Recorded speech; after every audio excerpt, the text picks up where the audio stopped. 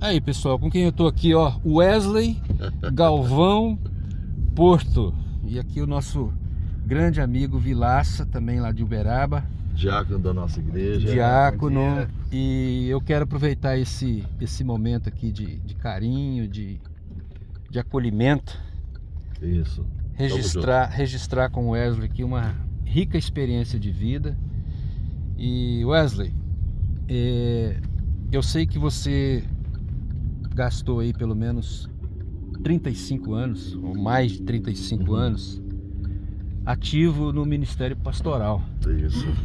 E queria que você deixasse pra gente a sua experiência em relação a essa questão da transição, porque eu tenho acompanhado você e sei que ultimamente você fez uma transição, né? Você hoje está num mercado de trabalho diferente, que não é mais o ministério, embora a gente nunca deixa de ser pastor. E antes de você falar, só fazer uma observação. Eu não sei se eu já te falei isso, mas a pessoa que primeiro me despertou para essa questão ministerial foi você.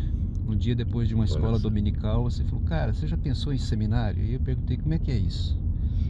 E você foi uma pessoa assim muito marcante na minha vida, né? E nós nos conhecemos, eu acredito, desde os 17 anos, fomos para o seminário juntos, voltamos juntos, fomos ordenados no mesmo dia. Isso, foi. E aqui estamos nós aqui de cabelo branco, barba branca, né? Eu nem tanto. Mas como é que foi para você, Wesley, essa transição, cara? Então, essa barba branca e cabelo branco nem tanto é a questão da autenticidade, né? A gente não usa esse shampoo que você usa aí. Mas, Ocimar, então, bacana estar aí com você, bacana a gente se reencontrar aqui, né? Mais uma vez em Orlando, aqui na grande Orlando, e nessa manhã maravilhosa de verão, nós estamos caminhando aí para o final do nosso verão, e essa questão da transição para nós agora, ela acontece num período assim, claro, de mudanças, né, da nossa vida, de grandes mudanças. Recentemente minha esposa e eu, nós celebramos mais um aniversário aqui em Orlando, 29 anos, a gente está caminhando para 30 anos aqui nessa terra. 3 décadas. Como você falou mesmo, né, foram 36 anos de ministério, a somar o tempo de ministério no Brasil, e mais o ministério de implantação de igreja e fundação da Igreja Nova Esperança, o ministério com a comunidade brasileira aqui na Flórida Central, né? Foram quantos anos de Nova Esperança, Wesley? Foram 25 anos. Desde a plantação? Desde o início, a organização, como presbiterianos nós falamos, né?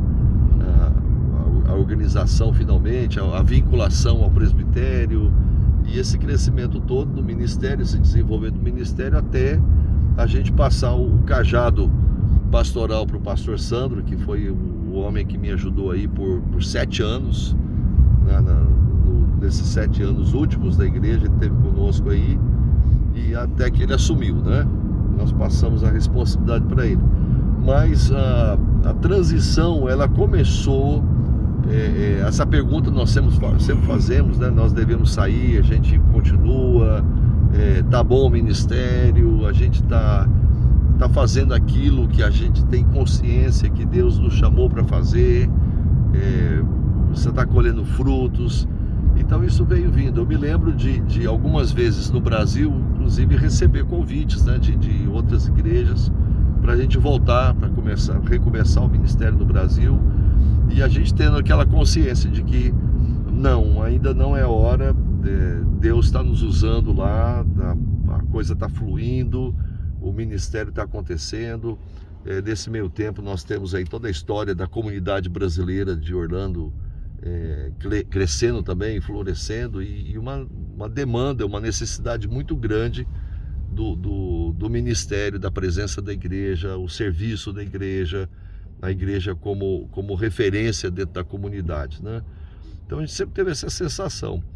Mas ao chegarmos na época da Covid, né, a famosa Covid, a Covid marcou muita coisa, né, na vida da gente, da comunidade, no mundo todo, evidentemente, mas um pouco antes daquilo, eu já percebia na minha vida pessoal, no meu relacionamento como pastor com a igreja, sinais de cansaço. E ainda que a gente estivesse ativamente envolvidos e tudo mais, mas eu percebia sinais de cansaço.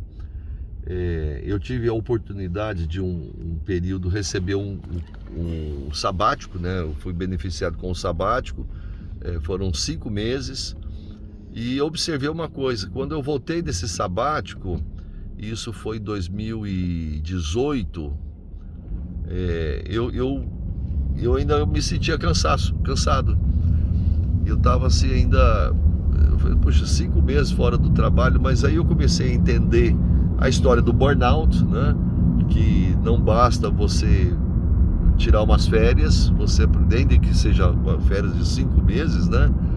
Eu precisava de um tratamento maior. E junto com o burnout você tem a questão da idade. Eu já estava com 50 e tantos anos, né? Já tem toda essa situação pessoal, né? Física, orgânica, hormônios e tudo mais. O nível de energia da gente já não é mais, começa a mudar, né? Não vou dizer que não é mais o mesmo, mas ele começa a mudar. E veio toda a pandemia e tudo mais, e concluímos, estávamos chegando dos 25 anos. Nessa época eu entendi, falei assim, olha, eu preciso cuidar de mim mesmo, e se eu continuar à frente da igreja, eu vou começar que a igreja reflete o pastor, a saúde do pastor, a energia do pastor. Então eu entendi, né, de Deus, que era o momento de passar a responsabilidade, a liderança ao final de 25 anos. Então assim, Wesley, não foi um gatilho, um evento isolado que levou você a tomar essa decisão? Foi um processo que pelo jeito durou o quê? Uns 2 anos, 3? Uns 3 anos. Eu diria assim, que de uns 5 anos antes, eu já imaginava que eu deveria planejar a sucessão. Eu falei assim, olha, eu sei que trabalhando com a igreja mais tantos anos, ainda que eu trabalhe com a igreja até os 65 anos, que eu imaginava que pudesse ir até a minha aposentadoria, né? Mas eu teria que planejar a sucessão. Mas com esses sinais pessoais que eu te falei, os sinais físicos, eu entendi, não, vamos apressar. E a digestão da possibilidade dessa transição, de uma mudança de ministério, foi debaixo de crise, foi com leveza, foi com graça? Como é que foi essa luta? Porque eu sei que não é uma decisão fácil, né, Wesley? Não é decisão fácil. A vida inteira? Não é decisão fácil, mas eu tinha uma coisa muito clara na minha mente, as coisas que a gente aprende na vida, né? Uma das pessoas que eu queria ter conhecido pessoalmente, aliás, até eu devia ter buscado oportunidades, né? Porque ele teve várias vezes aqui nos Estados Unidos, aqui em Orlando, que foi o Pelé. E eu me lembro que quando o Pelé deixou de jogar futebol, ele estava muito bem no futebol, na carreira dele, né? Tanto é que Rivelino continuou, era um companheiro dele, continuou por muitos outros anos, mas ele disse o seguinte, olha, termina quando você estiver bem, não fica esperando você ficar mal para sair, né? Que foi o caso do Rivelino. Tem até um slogan no Brasil, né? Saia como Pelé, não saia como Garrincha. Isso. Não é isso? Exatamente. Eu diria, não saia como Rivelino, né? Como Rivelino. Mas eu tinha isso na minha mente. Então eu entendi que não deveria ser uma decisão em função de uma crise. Vão esperar ficar ruim, vão esperar eu estar pior do que eu já estava me sentindo, entrando em crise de relacionamento, crise de produção. Não vão esperar esse momento, vamos planejar isso, vamos fazer acontecer. E a igreja estava muito bem, inclusive, né? Como eu disse, eu já tinha um pastor auxiliar, o pastor Santo estava comigo há muito tempo, uma boa liderança, um grupo muito coeso na liderança, a igreja com bastantes atividades. Nós tínhamos acabado de criar um ministério extremamente relevante que está até hoje aí na igreja, que é o trabalho com imigração. Nós temos o escritório de assuntos de imigração que serve a nossa comunidade de uma maneira muito efetiva, né? Então estava bem. Foi só nesse momento, foi assim, olha, não tinha crise, nós tínhamos um pastor que poderia me substituir, a igreja estava bem financeiramente e tínhamos, né, algum tempo atrás comprado o nosso próprio patrimônio, feita a reforma, a igreja estava andando muito bem, então nós entendemos que esse era o momento. E o passo seguinte, que era justamente a expectativa de partir para um mercado de trabalho que a gente costuma dizer, né? Fazer essa diferenciação aí, que eu acho que não tem, porque a gente é pastor e nunca deixa de ser pastor, para o mundo secular. Isso aí gerou insegurança, algum medo de você partir para um mercado de trabalho que não era assim institucional, ministerial, denominacional? Não, no meu caso, pessoalmente, particularmente não, né? Eu já tinha trabalhado com o meu irmão. Bom, primeiro, quando nós chegamos aqui nos Estados Unidos, demorou alguns anos para a gente ser pastor de tempo integral, né? O pastor que veio para cá, pelo menos foi o meu caso, a gente tinha que trabalhar também, trabalhar com a turma, trabalhar com a comunidade. Até foi muito importante essa fase para a gente saber do que acontece com a comunidade, como é que vive o nosso povo, o que eles têm que fazer, quais são as crises que esse brasileiro, essa brasileira passam quando eles chegam aqui nos Estados Unidos.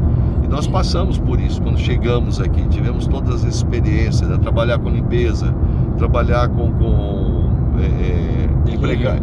delivery, empregado de loja, construção. Nós passamos por isso até que eu viesse a ser pastor de tempo integral. Anos depois, nós estamos falando aqui de 25 anos, né? Anos depois eu tive a experiência de um sabático, que a gente tem um programa no presbitério, que a cada 7 anos o pastor tem 3 meses de sabático. Eu já tinha tido a oportunidade de trabalhar nesse primeiro sabático com meu irmão, né? Então eu já tinha um pouco da experiência. E trabalhar com meu irmão, que tem a empresa dele, sempre foi uma coisa muito feliz, né? É irmão e a gente se dá muito bem, e muito bem mesmo. E quando eu saí, eu pedi para que ele me ajudasse, ele abriu essa oportunidade onde nós estamos até hoje.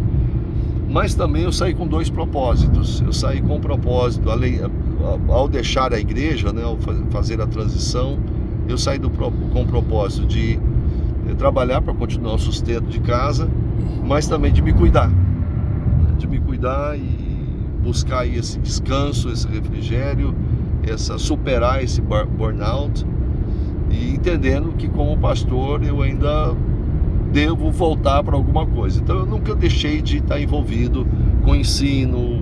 Surgiram oportunidades de escolas online, né, me contratarem, eu poder continuar ajudando a uma denominação que me convidou para ser professor sobre implantação de igrejas nos Estados Unidos, e eu posso ajudar dessa maneira. Então eu entendi assim, olha, não devo me desconectar da igreja e do trabalho pastoral completamente. Eu estar engajado de alguma maneira que eu posso, né, com a experiência, o que a gente adquiriu ao longo de tantos anos, e buscando agora de Deus a próxima página, o próximo capítulo desse livro. Na sua opinião, se você fosse, por exemplo, hoje ministrar para um grupo de pastores, você acredita que necessariamente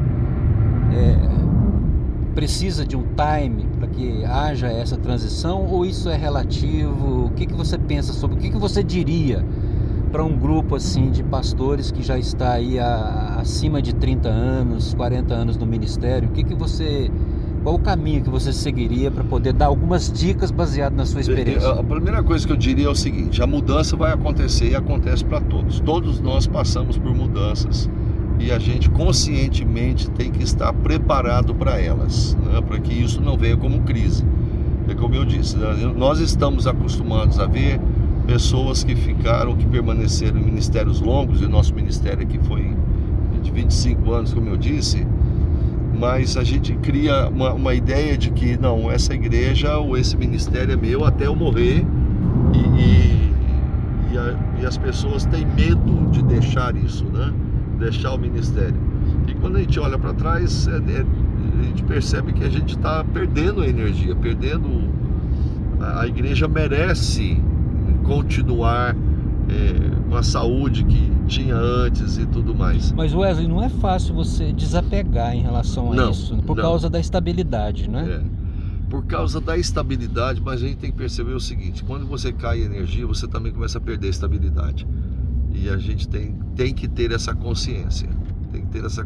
Então, o adaptar-se, o entender que você vai entrar para uma nova fase, o estar preparado para o que fazer nessa próxima fase, é alguma coisa que nós temos que desenvolver, né? E a exaustão ministerial é um fator que praticamente pega todo mundo, né, Wesley? A exaustão ministerial é onde nós vamos chegar se a gente não se preparar para a próxima fase, porque a próxima fase vem, né? Então nós temos que chegar lá. A gente tem que entender o seguinte: nós como seres humanos, nós somos humanos. Então, como pastores, nós somos seres humanos. Nós vamos chegar nos 50, nós vamos chegar nos 60. Existe toda mudança, né? Nós vamos lembrar que o melhor do nosso trabalho foi nos 30 e 40.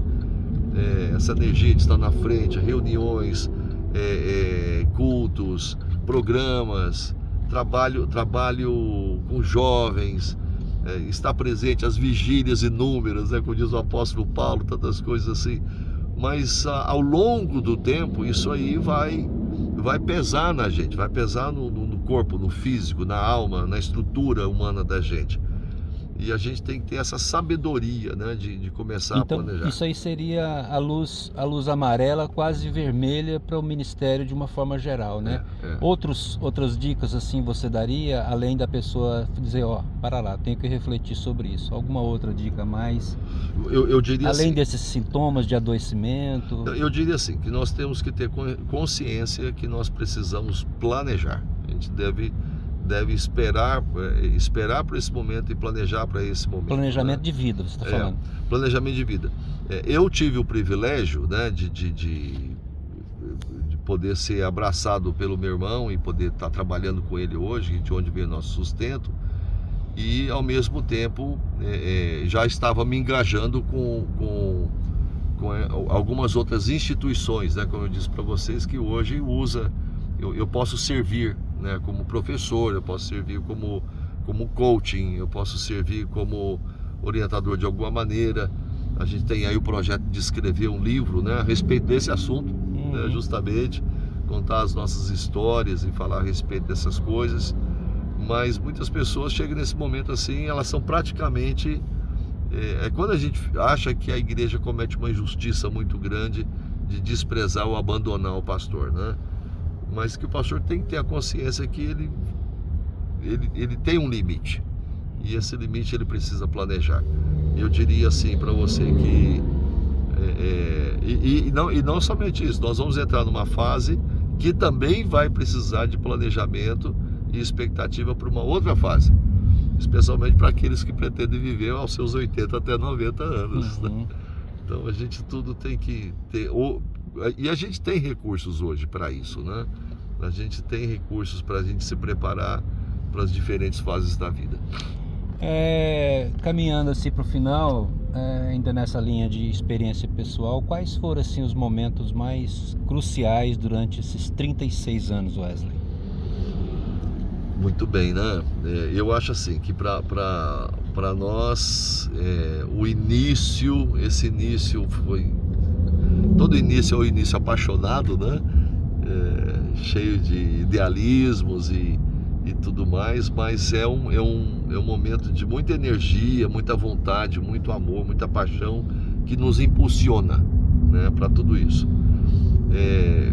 Eu diria que, como no casamento, o ministério também assim começa com muita paixão, mas a paixão ela acaba, e depois o que surge é um amor verdadeiro, né? O que a gente percebe, essa paixão ela deu início, sim, ou ela começou a partir de um amor verdadeiro.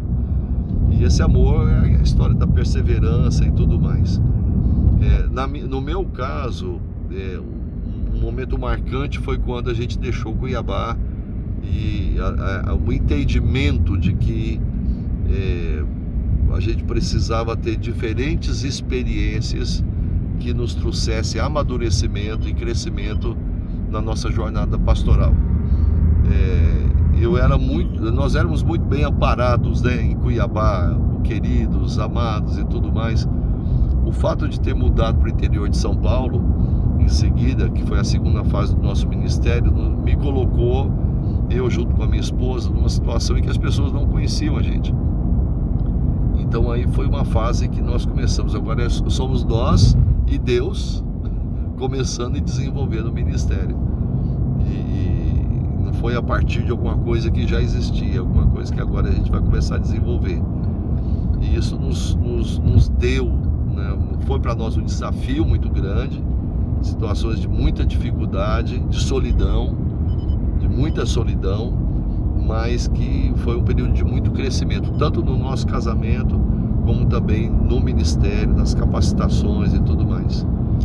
A gente fez parte de uma geração que era, como você disse, apaixonada, né, Wesley? Acho que não sei como é hoje, porque a gente não tem noção como é essa geração que vai para o seminário. Eu acredito que seja diferente. Mas a gente acreditava que a gente iria ganhar o mundo para Cristo, que a gente ia ganhar o Brasil para Jesus. E quando a gente olha para trás assim agora, a gente vê tantas relações de colegas de ministério, de contemporâneos, né, que gerou assim alguns desastres, né, na caminhada. E como é que foi para você a administração de sair desse aspecto aí do ser apaixonado, ministerialmente falando, para a realidade? Eu fiz uma referência dessa mudança da paixão para o amor, né? Eu diria assim, que nisso nós temos paixão e amor, e depois a paixão acaba, mas a gente continua com o amor, mas o amor também pode acabar. E é justamente aí que acontece, que nós testemunhamos tantos colegas trombando, né, e coisas acontecendo na vida.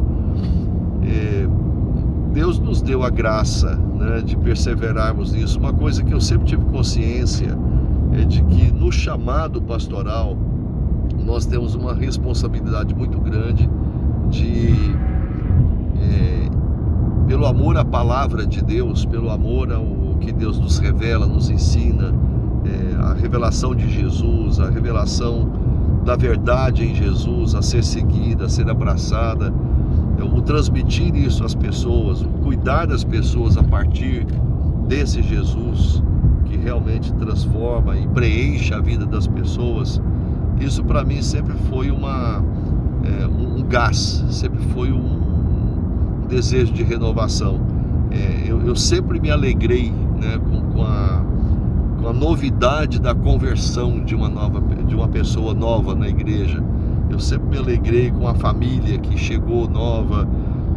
Eu sempre celebrei um batismo, né, uma pessoa nova na fé, começando a caminhada com o Senhor Jesus e experimentando todas as mudanças e um impacto que o Evangelho de Jesus traz sobre a vida dela.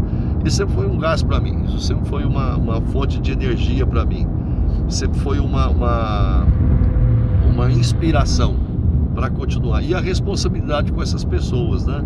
Uma situação que nós enfrentamos aqui em Orlando, uma ocasião, lá no início do nosso ministério, estou falando aqui de muitos anos atrás, houve uma dessas situações, né, de liderança da igreja, quando de repente um grupo da liderança, muitos de nós já passamos por isso e eu também já passei, o grupo da liderança falou assim: não, o pastor Wesley não serve mais do nada, por motivos aqui, né, que eles apresentaram os motivos da minha integridade, relacionado à minha integridade. Eu me lembro daquela ocasião das acusações, né? Eu falei assim: mas eu sou isso? e praticamente eu fui expulso da igreja, né? Ou fui expulso daquela liderança. E eu, muito chateado, as coisas acontecendo assim muito rapidamente, surgiu aquilo, eu coloquei uma carta de renúncia. Falei assim, olha, realmente com essa turma aí, era meia dúzia de gente que estava, por motivos aleatórios, não vou entrar em detalhes aqui agora porque a história é comprida, né?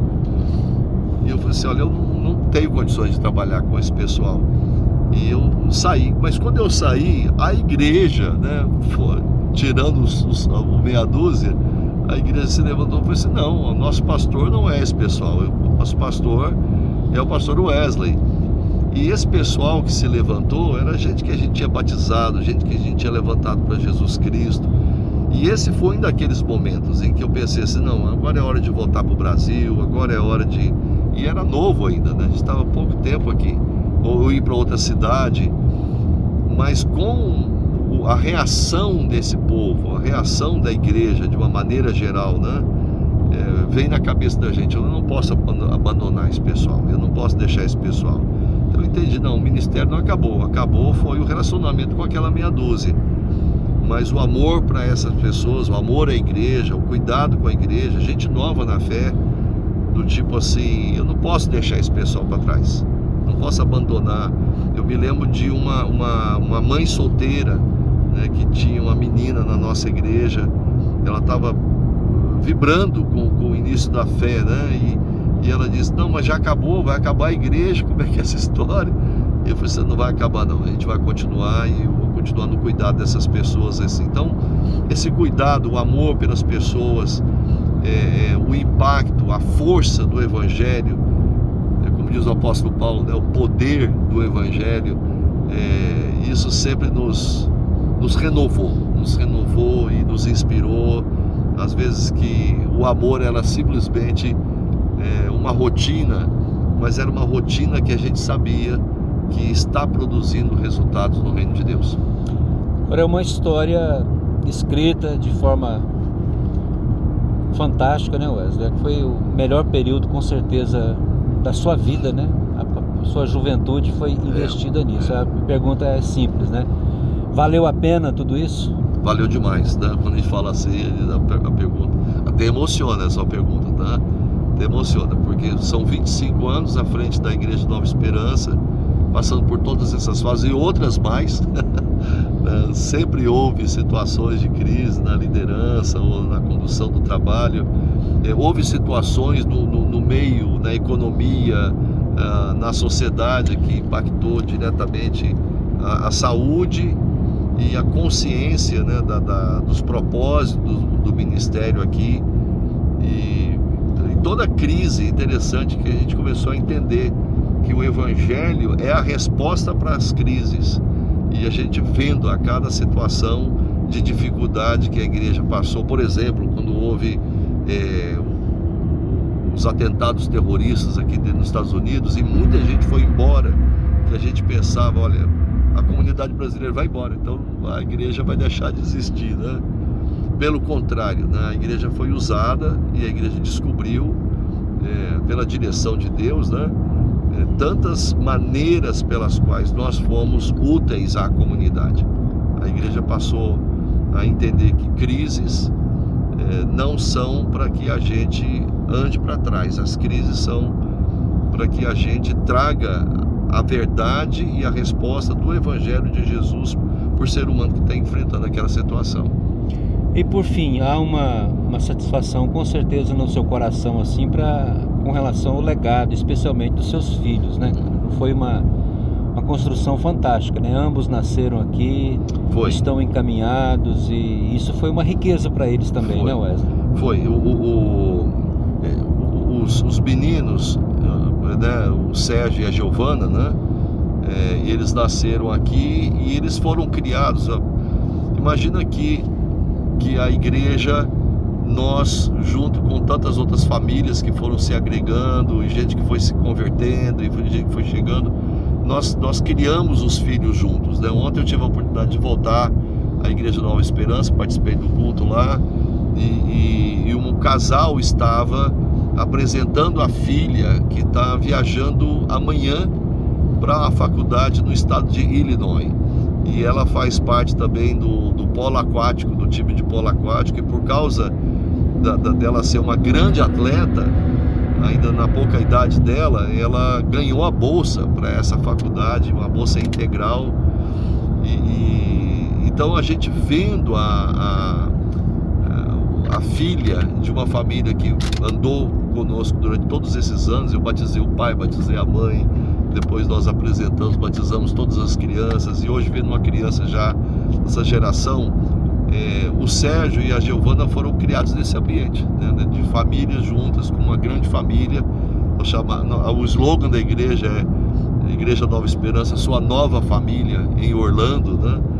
Então esse espírito de família, nesse espírito de família é que eles foram criados, e onde eles desenvolveram as amizades e tudo mais.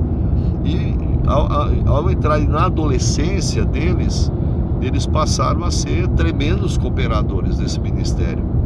O Sérgio, logo aos 18 anos, ele quis fazer um curso, ele foi fazer um seminário de 1 ano, voltou e tornou-se o coordenador de todo o trabalho do culto. Ele é o cara que coordenava o culto, som, imagem, transmissão, equipe de louvor. Ele tinha toda uma influência, além dele ter sido